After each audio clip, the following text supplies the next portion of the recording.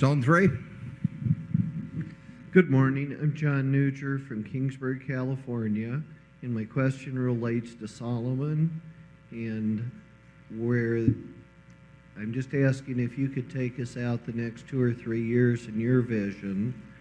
It started out as a good investment. You got a good return on it, or your interest, and it's clearly had some problems, and we have gotten in deeper and deeper as those problems have continued, and it doesn't look like it's super bright.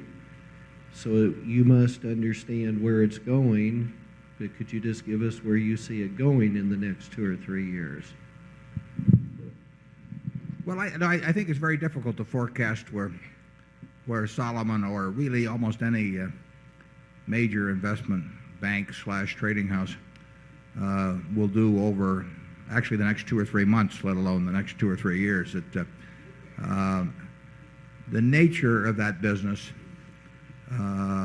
is obviously far more volatile than the blade and razor business. Now, and the tough part is assessing over a longer period of time whether, because of volatility, it's much harder to assess what the average returns might be from a business.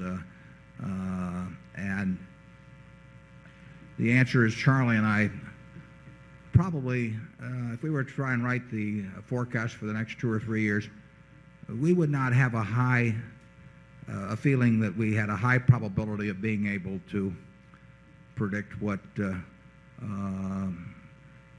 that company or other companies in that industry either would earn 3 years out or would probably have in the way of average earnings.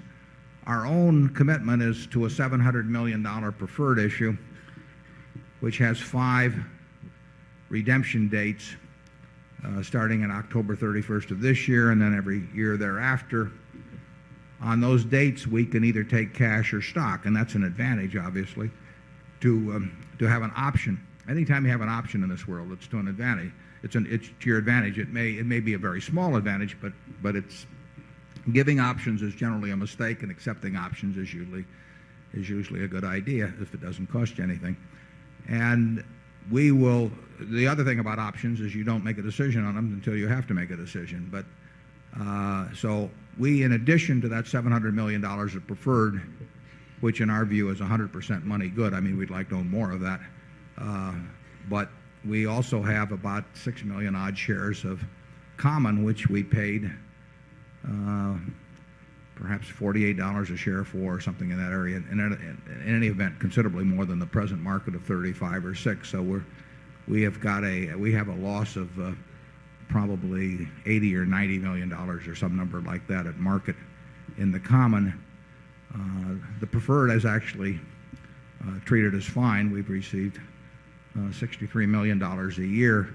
Incidentally, by owning the amount of common we own, this probably isn't generally known or recognized. If you own 20% of the voting power of a company, you have a somewhat different dividends received credit. You have somewhat different tax treatment than if you own less than 20%. So until we own that common, we paid somewhat more tax on our preferred dividend than we now pay. It's not a huge item, but it's not immaterial either. Charlie? Well, I certainly agree. It's hard to forecast what's going to happen in the big investment banking / trading houses. I would like to say that Berkshire Hathaway was a large customer of Salomon long before we bought the preferred, and that we've had marvelous service over the years. I think Salomon's going to be around for a long time, rendering very good service to various clients, satisfied clients. We sold our first debt issue of Berkshire, I think in 1973, through Salomon. So we've had an investment banking relationship for 21 or 22 years there, and actually we'd done business with them before that in various other ways. So it's a long-term relationship. Well, there's no question about Salomon being around. The question, and that's why our preferred is absolutely money good. But the question is what the average return on capital will be, and we knew that was difficult to predict when we went in, and we found out it's even more difficult to predict than we thought.